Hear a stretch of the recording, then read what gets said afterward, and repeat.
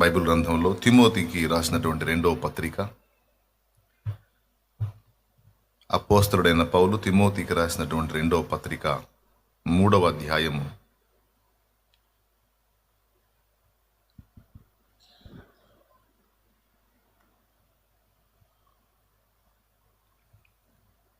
'అంత్య దినాలలో మనుషుల యొక్క వ్యక్తిత్వం ఎలా మారిపోతుందో, ఎలా ఉండకుండా జాగ్రత్త పడాలో తన ఆత్మీయ కుమారుని హెచ్చరిస్తూ అపోస్తలుడైన పౌలు తిమోతికి రాసినటువంటి ఉత్తరంలో 2వ ఉత్తరంలో కొన్ని హెచ్చరికలు ఇచ్చాడు. వాటిల్లో కొన్ని ఇక్కడ వ్రాయబడ్డాయి. అంత్య దినములలో అపాయకరమైన కాలములు వచ్చునని తెలుసుకొనుము. బాగా వినండి. అంత్య దినములలో అపాయకరమైన కాలములు వచ్చునని తెలుసుకొనుము. ఎలాగనగా మనుషులు స్వార్థ ప్రియులు, ధనాపేక్షులు, బింకములాడువారు, అహంకారులు, దూషకులు, తల్లిదండ్రులకు అవిధేయులు, కృతజ్ఞత లేనివారు, అపవిత్రులు, అనురాగరహితులు, అతిద్వేషులు, అపవాదకులు, అజితేంద్రియులు, క్రూరులు, సజ్జన ద్వేషులు, ద్రోహులు, మూర్ఖులు, గర్వాంధులు, దేవుని కంటే సుఖానుభవమును ఎక్కువగా ప్రేమించువారు, పైకి భక్తి గలవారి వలె ఉండి దాని శక్తిని ఆశ్రయించని వారునయుందురు. ఇట్టివారికి విముఖుడవయుండుము. అంత్యదినములలో అపాయకరమైన కాలములు వచ్చునని తెలుసుకో అన్నాడు. మనుషులు స్వార్థప్రియులు, ధనాపేక్షులు, బింకములాడువారు, అహంకారులు, దోషకులు, తల్లిదండ్రులకు అవిధేయులు, కృతజ్ఞత లేనివారు అని పెద్ద లిస్టే చెప్పాడు. ఇక్కడ చదువుతున్నప్పుడు నాకు ధర్మ సందేహం వచ్చింది. ఇప్పుడు ఇలాంటి వ్యక్తులు అంత్యదినాల్లో మాత్రమే ఉంటారా? ఆరంభం నుంచి ఇలాంటి వ్యక్తులు లేరా? ప్రారంభం నుంచి ఇలాంటి వ్యక్తులు ఉన్నారా? లేకపోతే అంత్యదినాల్లో మాత్రమే ఇలాంటి వాళ్ళు వస్తారా? ఇప్పుడు ఆదికాండం మనం పరిశీలించుకుంటే తల్లిదండ్రులకు అవిధేయులు అన్న లిస్టులో కయ్యను వస్తాడు. స్వార్థప్రియులు అన్న లిస్టులో ఆదాం హవ్వలు వస్తారు. మనుషులు స్వార్థప్రియులు అన్న లిస్టులో ఆదాం హవ్వలు వస్తారు. దేవుడు వారిని సృష్టించి వారిని ఏదెను తోటలో ఉంచి వాళ్ళకి అన్ని సౌకర్యాలు ఏర్పాటు చేస్తే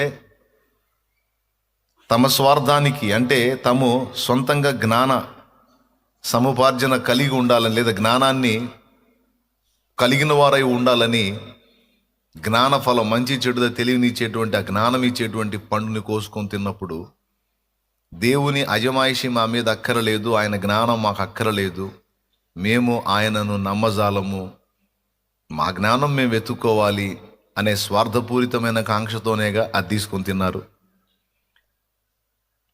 తాము కూడా దేవతల వలె ఉండాలి అని, దేవుని వలె ఉండాలి అని. అవునా? నిస్వార్థంగా వ్యవహరించారా? స్వార్థాన్ని బట్టిపోయి ఆ పండు తిన్నారా? స్వార్థాన్ని బట్టి. అసలు మొట్టమొదట నిర్మించబడినటువంటి ఆ వాళ్లలోనే ఈ స్వార్థపూరిత మనసు మనకు కనబడిద్ది. అలాగే ఆ తర్వాత కయ్యను దగ్గర తల్లిదండ్రులకు అవిధేయుడైన కొడుగ్గా వాడు కనపడతాడు. అంతేకాదు అతిద్వేషి, ఎవరిని? తన రక్త సంబంధిని, సొంత తమ్ముడిని అతిగా ద్వేషించిన దుర్మార్గుల్లో వాడు కనపడతాడు. 2. మూడవది క్రూరత్వం, అది కూడా కయ్యనులో కనపడిద్ది. 4 సజ్జన ద్వేషులు, అంటే మంచి వారిని చూసి ఓర్వలేక వాళ్ళని ద్వేషించేటువంటి మనస్సు కలిగిన వారు. ఈ క్వాలిటీ కూడా కయ్యనులో కనపడిద్ది. నేను చెప్తుంది ఆదాము హవ్వ తర్వాత 3వ వ్యక్తి గురించి. ఆదాము హవ్వ ఇద్దరిని నిర్మించిన తర్వాత దేవుడు వారిని ఏదెన్ తోటలో నుంచి వెళ్ళగొట్టిన తర్వాత వాళ్లకు పుట్టిన ప్రథమ సంతానం కయ్యను. కయ్యనులోనే ఈ అంత్యదినాల్లో మనుషుల్లో కనపడే లక్షణాలు చాలా కనపడుతున్నాయి. వాడు జితేంద్రియుడు కాదు, అజితేంద్రియుడు, అంటే సాధు సంపన్నుడు కాదు, వాడు క్రూరుడు. అలాగే ఇంకా చాలా విషయాలు ఆ మూడో మనిషిలోనే కనపడుతున్నాయి మనకి. ఇక అక్కడి నుంచి మొదలు పెట్టుకుంటే ఎన్ని తరాలు గడిచిపోయింది. ఒక దశలో నోవహు దగ్గరకు వచ్చేటప్పటికి ఉన్న మనుషుల మొత్తాన్ని నిర్మూలన చేశాడు దేవుడు. ఏ కారణం చేత నిర్మూలన చేశాడు? జలప్రళయం రప్పించి. అంటే దేవుడికి ఇష్టము లేని దరిద్రగుట్టు లక్షణాలన్నీ ఆ మనుషుల్లో కనపడ్డందున ఆనాడే వాళ్ళని మొత్తాన్ని సమూల నాశనం చేశాడు. ఆ తర్వాత నోవహు కొడుకుల నుంచి మళ్ళా జనాన్ని ఉత్పత్తి చేసి ఇప్పుడు భూమిని నిండించాడు. ఇప్పుడున్న భూమి మీద ఉన్నటువంటి మనుషులందరూ కూడా ఆ నోవహు కొడుకుల్లో నుంచి వచ్చిన వాళ్ళు. షేము, హాము, యాపెతు అనే ఆ ముగ్గురు వారి సంతతే ఇప్పుడు భూమి మీద విస్తరించినటువంటి మనుషులు. తెల్లోడు కానీ, నల్లోడు కానీ, నీగ్రోడు కానీ, ఆఫ్రికాడు కానీ, చైనోడు కానీ, జపానోడు కానీ అందరూ ఆ ముగ్గురు నుంచి వచ్చిన వాళ్ళే. అంతకు ముందు వాళ్ళు జలప్రళయంలో మొత్తం నశించిపోయారు. ఇప్పుడు ప్రజెంటు భూమి మీద ఉన్నటువంటి మనుషులందరూ కూడా ఆ ముగ్గురు నుంచి వచ్చిన వాళ్ళే. ఆ ముగ్గురికి తండ్రి ఎవరు? నోవహు. ఆ తర్వాత తీసుకుంటే మళ్ళా నిమ్రోదు అనే వాళ్ళ లైన్లోకి వచ్చాడు. వాడు తానొక దేవుణ్ణని ప్రజలను బలవంతం పెట్టాడు. ప్రజలు కూడా వాడిని ఆరాధించారు. ఆ తర్వాత వచ్చి దేవుడు మళ్ళా భాషల తారుమారు చేసి ఆదికాండం 11వ అధ్యాయంలో వాళ్ళ ఆలోచనలు చెడగొట్టి వాళ్ళు పూనుకున్న గోపురాన్ని బ్రేక్ చేశాడు. అదే బాబేలు గోపురం. ఆదికాండం 11వ అధ్యాయంలో మనకు కనపడింది. ప్రారంభం నుండి మనం చూస్తే మనుషులలో స్వార్థం లేని రోజు ఎప్పుడుంది? మనుషులు అజితేంద్రియులు కాని రోజు ఎప్పుడుంది? తల్లిదండ్రులకు విధేయత చూపించిన కాలం ఎప్పుడుంది? పిల్లలు ప్రతి తరములోనూ ప్రతి జనములోనూ అబద్ధీకులు ఉన్నారు, బింకాలాడే వాళ్ళు ఉన్నారు, డబ్బు పిచ్చోళ్ళు ఉన్నారు, ధనాపేక్షలు ఉన్నారు, అహంకారులు ఉన్నారు, స్వార్థప్రియులు ఉన్నారు. ప్రతి తరములోనూ ఉన్నారు. అవునా కాదా? అవునా కాదా? నేను స్టార్టింగ్లో ఉన్న ముగ్గురు వ్యక్తుల్లోనే కొన్ని లక్షణాలు చూపించాయి. ఇక అక్కడి నుంచి లెక్కేసుకుంటే ప్రతి తరములోనూ ఈ టైపు మైండ్లు ఉన్నాయి, ఈ తరహా వ్యక్తులు ఉన్నారు. ఉండగా ఏదో కొత్తగా ఏదో రాబోతున్నట్టు పౌలు గారు మాట్లాడటం చోద్యంగా లేదు. తిమోతి, అంత్య దినములలో అపాయకరమైన కాలములు వచ్చునని తెలుసుకొనుము. మనుషులు స్వార్థప్రియులు. అంటే స్వార్థప్రియులు కానిది ఎప్పుడు? ధనాపేక్షలు, డబ్బు పిచ్చి లేనిది ఎప్పుడు? మనిషికి బెంకములాడువారు, అబద్ధాలు ఆడకుండా ఉన్న రోజులయ్యి. అహంకారం లేని దీనులైన మనుషులు ఉన్న రోజులేవి? దూషకులు, దూషించినటువంటి మనుషులున్న రోజులేవి? తల్లిదండ్రులకు అవిధేయులు, అచ్చంగా ఈ తరం మొత్తం తల్లిదండ్రులకు విధేయులు అని చెప్పదగ్గ తరం ఏది? కృతజ్ఞత లేనివారు, పూర్తిగా కృతజ్ఞత కలిగి బ్రతికినటువంటి తరం ఏది? అపవిత్రులు, పూర్తిగా ఈ తరం మొత్తం పవిత్రంగా బతికిన తరం అన్న తరం ఏది? ప్రారంభం నుండి ఇప్పటిదాకా చూసుకుంటే ప్రతి తరములోను ప్రతి జనములోను ఈ లక్షణాలన్నీ కనపడతానే ఉన్నాయి. ఇట్లా కనపడుతుండగా ఈయన మళ్ళా స్పెషల్గా అంత్య దినములలో అపాయకరమైన కాలములు వచ్చును, చివరి రోజులలో ఇవి వచ్చును అంటే ముందు రోజుల్లో లేవా? ఉన్నాయా? లేవా? ఉండి ఉండగా ఏదో స్పెషల్గా చివరి రోజుల్లో ఇలా వస్తాయని ఆయన చెప్పటం మనం వింటాం. ఏంటిది? ఎందుకు ఇలా చెప్తున్నాడు? దాన్ని మనం ఎలా అర్థం చేసుకోవాలి అంటే, ప్రారంభం నుంచి ఇలాంటి మనుషులు, ఇలాంటి పరిస్థితులు ఉన్నాయి. కానీ అంత్య దినాల స్పెషల్ ఏంటంటే, ప్రపంచం పుట్టినది మొదలుకొని ఇప్పటి వరకు గతంలో చాలామంది స్వార్థప్రియులు ఉన్నారు, ధనాపేక్షలు ఉన్నారు, బింకములాడు వారు ఉన్నారు, అహంకారులు ఉన్నారు, తల్లిదండ్రులకు అవిధేయులు ఉన్నారు, కృతజ్ఞత లేని వారు ఉన్నారు, సజ్జన ద్వేషులు ఉన్నారు గతంలో. కానీ అంత్యకాలం స్పెషల్ ఏంటంటే, మునుపెన్నడూ కని విని ఎరుగని రీతిలో మనుషులు ఈ పరిస్థితుల్లోకి వచ్చేస్తారు అని చెప్తున్నాడు. అంత్య దినాల స్పెషల్ ఏంటంటే, ఫర్ ఎగ్జాంపుల్ ఆదాము దగ్గర నుంచి మొదలు పెట్టుకుంటే ప్రతి తరములో ఒక 100 మందో, 1000 మందో, 10,000 మందో 1,00,000 మందో అట్లా చెడిపోయినటువంటి వ్యక్తులను మనం చూస్తే అంత్య దినాలలో ఈ సంఖ్య కోట్లల్లో ఉంటుంది. అది దీని స్పెషల్. అంటే మనుషులు రాను రాను రాను రాను రాను రాను ఇప్పుడు చెప్పుకున్నటువంటి విషయాలన్నిటిలో దాదాపు 3 వంతులు అలా ఫిక్స్ అయిపోతారు. ఇప్పుడు ఒక గ్రామం ఉందండి, ఆ గ్రామంలో ఒక 5,000 ఓటు ఉంది. 5,000 ఓట్లో ఏదో ఒక 1,000 మంది చెడిపోయిన వాళ్ళు ఉంటే అది వేరే సంగతి. కానీ ఇక అంత్య దినాల్లో పరిస్థితి ఏంటంటే 5,000 ఓటు ఉన్నటువంటి గ్రామంలో 4,000 మంది చెడిపోతారు. ఏ 1,000 మందో 500 మందో కాస్త అట్లా ఇట్లా లైన్లో ఉంటారు. అంటే దాదాపు 4,000 మంది డ్యామేజ్ అయిపోతారు ఇప్పుడు చెప్పిన లక్షణాలతో. అంటే మునుపెన్నడు కని విని ఎరుగని రీతిలో మనుషుల మెంటాలిటీ మారిపోతుంది. కాగడా వేసి వెతికినా గత కాలంలో ఏదన్నా అక్కడొకడు దొరుకుతారేమో కానీ అంత్య దినాల్లో కాగడా వేసి వెతికినా సరైన సరుకు దొరకదు అని చెప్తున్నాడు అన్నమాట. స్వార్థపరులు లేని టైం ఏది లేదు, కానీ అంత్య దినాల్లో మిక్కుటమైన స్వార్థం, అర్థమైందా? మిక్కుటమైన స్వార్థం రాజ్యమేలిద్ది అన్నాడు. ఈరోజు మనం చూస్తూ ఉన్నాం. ఎవరు ఎట్లన్నా సావని నాకు అనవసరం, నా డబ్బు, నా సంపాదన, నా రూపాయి. నేను గంజాయి అమ్ముతాను, నేను డ్రగ్స్ అమ్ముతాను, నేను ప్రజల్ని దోచుకుంటాను, నేను మందు అమ్ముతాను, దాన్ని ఎంత కల్తీ అయినా చేసి అమ్ముతాను, నేను ఏ నీచమైన పనైనా చేస్తా, నాకు డబ్బు కావాలి, నేను బాగుండాలి. అది దీనివల్ల 10 మంది నాశనం అవుతున్నారు కదా. నాశనం అయితే నాకెందుకు, కాకపోతే నాకెందుకు, నేను నా భార్య పిల్లలు మేము బాగుండాలి. ఊరు మొత్తం నాశనం అయిపోయి నాకు అనవసరం. ఈ టైపు సైకాలజీ ఉన్న వాళ్ళ సంఖ్య విపరీతంగా పెరిగిపోతుంది. అట్లాగే ఇక్కడ చెప్పినటువంటి లక్షణాలన్నీ కూడా మనుషుల్లో ఎక్కువైపోతాయి. ఇలాంటి రోజులు రాబోతున్నాయి. ఇవి అంత్య దినములు. ఎప్పుడు చెప్పాడా ఇది? దాదాపు 1900 సంవత్సరాల క్రితం మాట్లాడాడు. తిమోతికి లెటర్ రాస్తూ. ఎన్ని వందల సంవత్సరాల క్రితం? ఓకే, నిజవుతుందా?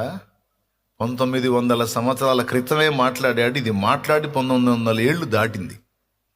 అంటే సరిగ్గా ఇప్పుడు మనమున్న సమయాన్ని గురించి ఆయన అప్పుడే మాట్లాడాడు. ఈరోజు మనం చూడండి, ఎవరినన్నా చూడండి, ఏ వ్యవస్థనన్నా చూడండి, ఏ వ్యవస్థనన్నా చూడండి, కలుషితం కలుషితం కలుషితం. అర్థమైందా? వాతావరణ కాలుష్యం కాదు, మనుషుల వ్యక్తిత్వాల్లో కాలుష్యం పెరిగిపోయింది. ఈ పరిస్థితులలో ప్రతి ఒక్కడు కూడా తన భక్తిని, ఆత్మీయతను, తనలో దేవుని వ్యక్తిత్వాన్ని కలిగి ఉండడానికి, కాపాడుకోవడానికి చాలా ప్రయాసపడాల్సి ఉంటుంది. ఎందుకంటే ప్రభు ముందే చెప్పాడు, లోతు దినములలో ఎలాగుండెనో మనుష్య కుమారుని దినములలో అలాగుండును. నోవహు దినములలో ఎలాగుండెనో మనుష్య కుమారుని దినములలో అలాగుండునని లోతుని, నోవహుని, వాళ్ళున్న కాలాన్ని యేసు ప్రభు ఉటంకించాడు. మీకు తెలుసు ఈ మాట, సువార్తలలో రాసుంది ఈ మాట. లోతుని, నోవహును చూపించాడు. ఎందుకంటే వీళ్ళిద్దరి టైంలో భూమి మీదకి ప్రళయాలు వచ్చినాయి. లోతు టైంలో సొదొమ, గొమొర్రా, ఆద్మా, జెబోయిము అనేటువంటి 4 పట్టణాల మీదకి ఉగ్రత వచ్చింది. వాస్తవానికి 5వది బెల, అంటే సోయరు అనే పట్టణం. ఆ పట్టణం మీదకి కూడా రావాలి, మొత్తం 5 పట్టణాల మీదకి రావాలి. అయితే ఆ పట్టణంలో లోతు ఉన్నందున అక్కడికి నేను వెళతాను అన్నందున ఆ సోయరు అనే దాన్ని వదిలేశాడు. మిగిలిన 4 మీదకి ఉగ్రత కుమ్మరించాడు. ఆ 4 పట్టణాలు ఎంత, 5 పట్టణాలు ఎంత బరితెగించారంటే, వాళ్ళు ఏం చేస్తున్నారో, ఎలా బతుకుతున్నారో, వాళ్ళు దేనికి ప్రయారిటీ ఇస్తున్నారో, దేవుని భయం వాళ్ళలో ఉందో లేదో మనం చదివితే మనకు అర్థమైపోయింది. ఆదికాండం 19వ అధ్యాయం. ఎంత భయంకరంగా ఉన్నారంటే, సమృద్ధిగా డబ్బు, కడుపు నిండా తిండి, ఒంటి నిండా సుఖం, కామ వికారయుక్తమైన నడవడి, కామ వికారంతో నిండిపోయారు. పురుషులతో పురుషులు, అరే పురుషుడా స్త్రీయా అన్న భేదం కూడా లేదు. వాళ్ళ ఇష్టం వచ్చినట్టుగా విచ్చలవిడైపోయింది. దేవుడి భయం వీసుమంత కూడా లేకుండా బహు దుర్మార్గులై ఉన్నారు అన్నాడు. ఎక్కడన్నాడు? ఆదికాండం 19వ అధ్యాయంలో అన్నాడు. పేతురు రాసిన 2 పత్రిక 2వ అధ్యాయంలో అన్నాడు. చూడండి ఒక్కసారి. ఆదికాండం 19వ అధ్యాయంలో ఆ ఇద్దరు దూతలు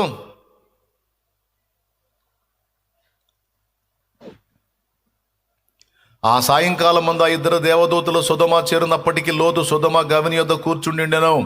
లోతు వారిని చూచి వారిని ఎదుర్కొనుటకు లేచి ఎవరు వస్తున్నారు తెలుసా? అక్కడికి సాక్షాత్తు దేవుడే వస్తున్నాడు. అక్కడికి దేవుడే ఆ ప్రాంతంలోకి వస్తున్నాడు, సొదొమలోకి. తర్వాత వచనం చూడండి. ఆయన తన ఇంటికి ఆహ్వానించాడు. 3వ వచనం, ఆయన మిక్కిలి బలవంతం చేసినప్పుడు వాళ్ళు ఆ ఇంట ప్రవేశించారు. ఆయన వాళ్ళకి విందు చేశాడు. 4వ వచనం, వారు పండు కొనక ముందు ఆ పట్టణస్థులు అనగా సొదొమ మనుషులు బాలురు వృద్ధులు ప్రజలందరూ నలుదిక్కుల నుండి కూడి వచ్చి ఆ ఇల్లు చుట్టవేసి. ఎందుకు? ఆ ఇంట్లోకి, లోతింట్లోకి ఎవరో ఇద్దరు కొత్త వ్యక్తులు వచ్చారు. ఆ వచ్చినోళ్ళు స్త్రీలా పురుషులా కూడా వాళ్ళకి అనవసరం, పురుషులే వచ్చింది. ఈ సమాచారం ఊరంతటికి తెలిసింది. ఊరంతటికి తెలిసి వాళ్ళు ఎంత కొవ్వెక్కిపోయారంటే, పిల్లలు లేదు, ముసలాళ్ళు లేదు. ఆ ముసలాళ్ళకి షుగర్ బీపీలు లేవు, మోకాళ్ళ నొప్పులు లేవు, ఎలాంటి రోగాలు లేవు, దున్నపోతుల్లాగా ఉన్నారు. ఇక వాళ్ళు ఏ టైపులో ఉన్నారంటే ఊరే వచ్చేసిందండి. అప్పటిదాకా ఊళ్ళో వాళ్ళు వీళ్ళు విచ్చలవిడిగా జీవించారు. ఇప్పుడు వాళ్ళ ఊర్లోకి ఇద్దరు కొత్త వ్యక్తులు వచ్చారు. ఇప్పుడు వాళ్లతో వీళ్ళు పాపం చేయాలి కాబట్టి వెళ్ళి లోతు తలుపు తట్టారు. లోతును పిలిచి, ఈ రాత్రి నీ యొద్దకు వచ్చిన మనుషులు ఎక్కడా? మేము వారిని కూడునట్లు. ఏమయ్యా, ఊరా కనీసం కొంతమంది అన్న పద్ధతి ఉండొద్దు. ఊరు మొత్తం చెడిపోయిన ఊరు అది. ఊహించడానికి కూడా మనకు అర్థం కాదు, అంత భయానకంగా అయిపోయారు. పిల్లలు లేదు, పెద్దోళ్ళు లేదు, ముసలోళ్ళు లేదు, కుర్రోళ్ళు లేదు, ఆడోళ్ళు లేదు, మగోళ్ళు లేదు. ఆ ఊరే వచ్చి ఆ ఇల్లు చుట్టవేసి మేము వారిని కూడునట్లు వారిని బయటకు పంపన్నారు. చూడండి, మేము వారిని కూడునట్లు మా యొద్దకు వారిని వెలుపలికి తీసుకుని రమ్మని అతనితో చెప్పగా. 6వ వచనం, లోతు వెలుపల ద్వారమునొద్దనున్న వారి దగ్గరకు వెళ్ళి తన వెనుక తలుపు వేసి, అన్నలారా, ఇంత పాతకము కట్టుకొనకుడి. ఇదిగో పురుషుని కూడా 2 కుమార్తెలు నాకున్నారు. సెలవైతే వారిని మీ యొద్దకు వెలుపలికి తీసుకొని వచ్చేదను. వారిని మీ మనస్సు వచ్చినట్లు చేయండి. చూడండి, ఇతను ఎంత త్యాగం చేస్తున్నాడు. ఈ మనుషులు నా ఇంటి నేడుకు వచ్చి ఉన్నారు గనుక వారిని మీరు ఏమీ చేయకూడదని చెప్పినప్పుడు వారు నీవు అవతలికి పొమ్మనిది. మరియు వారు, వీడెవడో మనలోనికి పరదేశిగా వచ్చి తీర్పరిగా నుండ చూచుచున్నాడు, కాగా వారికంటే నీకు ఎక్కువ కీడు చేసేదమని చెప్పి లోతు అను ఆ మనుషుని మీద దొమ్మిగా పడి తలుపు పగులగొట్టుటకు సమీపించిరి. అర్థమైందా? అటాక్ చేశారు. ఇప్పుడు చావు మూడినోడికి మనం ఎంత చెప్పినా వినడు. మనం మొత్తుకొని బతిలాడి చెబుతాం, రే రే రే రే రే పద్ధతి కాదురా అని చెబుతాం మనం. వాడు వినడు. మిడివాళ్ళ మంచిది కాదురా, నడమంతరం మంచిది కాదురా, అది దెబ్బతింటావరా, వద్దురా అమ్మా, వద్దయ్యా అమ్మా అయ్యా అని మొత్తుకుంటే వినడు వాడు. ఎందుకు వింటాడు? మూడినప్పుడు వినడు. ఇప్పుడు లోపల ఉంది ఎవరు? సాక్షాత్తు దేవుడు. దైవత్రిత్వంలో 2 వ్యక్తులు దూతల్లాగా వచ్చి కూర్చున్నారు. కొంతమంది దేవదూతలే వచ్చారంట. కాదు, దేవునిలోని 2 భాగములు వచ్చారు అక్కడికి. సాక్షాత్తు దేవుడే వచ్చాడు. ఎందుకంటే దూతలు అనకూడని మాటలు వాళ్ళు అన్నారు. ఈ విషయమై నీ మనవి నేను అంగీకరించాను, నిన్ను బట్టి ఫలానా ప్రాంతాన్ని నశింపజేయను పో అక్కడికి పో అనే మాట అన్నారు. వాళ్ళ పాదాలకు లోతు మొక్కినప్పుడు వాళ్ళు దాన్ని స్వాగతించారు. సాష్టాంగపడి నమస్కరించినప్పుడు దూతలు ఒప్పుకోరు, కానీ వీళ్ళు ఒప్పుకున్నారు, నమస్కారాన్ని స్వీకరించారు. అర్థమైందా? మరియు వాళ్ళల్లో యెహోవా అనే పేరు కూడా ప్రస్తావించబడింది.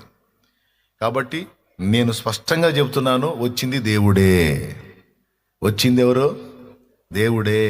వాళ్ళని ఒక దారి చేయడానికి వచ్చాడు. బాగా పండిందో లేదో చూద్దామని వచ్చాడు. ఏంటిది? పాపం. బాగా పండిందా? పక్వానికి వచ్చిందా? ఇంకాస్త ఏమన్నా ఉందా? నా దగ్గరికి వచ్చిన మొర్ర చొప్పున వారు నిజముగా సంపూర్ణముగా జరిగించిరో లేదో నేను అక్కడికి వెళ్ళి చూసి తెలుసుకుంటానని వచ్చాడు. అంటే సొదొమ గొమొర్రాలను గూర్చిన మొర్ర దేవుని సన్నిధికి వెళ్ళింది. ఇక దానికి తీర్పు తీర్చడానికి వచ్చాడు. ఆ తీర్పు తీర్చడానికి వచ్చినప్పుడు ఫస్ట్ దేవుడు ఏం చేస్తాడంటే పరిపూర్ణంగా పక్వానికి వచ్చిందా లేదనేది చూసుకుంటాడు. ఆ పక్వానికి వచ్చిందిరా అన్నప్పుడు కుమ్మరిస్తాడనమాట. ఇక వాళ్ళ తంతు చూస్తే మామూలుగా బండల మహాపాకానికి వచ్చింది. అబ్బో, ఏమో అనుకున్నాను, బాగా వికారం ఎక్కువైపోయిందిరా మీకు. అసలు నేను ఒకడు ఉన్నానన్న సంగతే మర్చిపోయారా మీరు మీ వికారం చేస్తా నాకు మీకని. ఆ తలుపు తీసి అలా అంటాడు.